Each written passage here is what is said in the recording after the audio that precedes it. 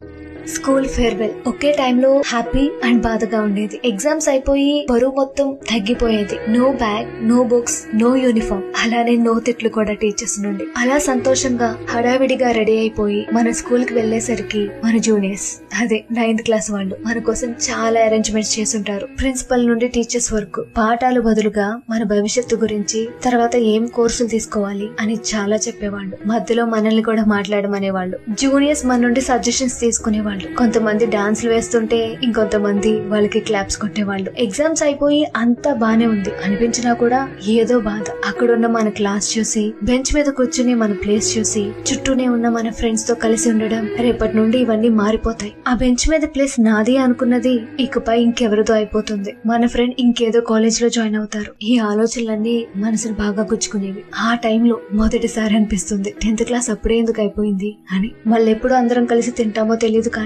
ఆ రోజు టీచర్స్ తో, జూనియర్స్ తో, మన క్లాస్ వాళ్ళతో కలిసి తినేవాళ్ళం. వన్ లాస్ట్ టైం మన స్కూల్ నుంచి వెళ్లిపోయేటప్పుడు మన బెంచ్ మీద కూర్చోవడం, మన ఫ్రెండ్స్ పేర్లు, మన పేర్లు బెంచెస్ మీద, గోడల మీద రాసుకున్నవి చూసుకోవడం, ఇవన్నీ చేసే ఉంటాం కదా ఆ ఫేర్వెల్ రోజు. ఇంకా ఫేర్వెల్ నుండి వెళ్లిపోయేటప్పుడు ఎంత మంది ఏడ్చుంటారు నిజంగా. రే 10th ఎప్పుడు మొదలైంది, ఎప్పుడు ఎండ్ అయిపోయిందిరా అని మన ఫ్రెండ్స్ తో అనుకునే ఉంటాం కదా. స్కూల్ ఫేర్వెల్ ప్రతి ఒక్కరి లైఫ్ లో ఒక ఇమోషనల్ పార్ట్. ఆ రోజులు, ఆ మెమరీస్ ఈ రోజుకి మర్చిపోలేనివి. ఏమంటారు?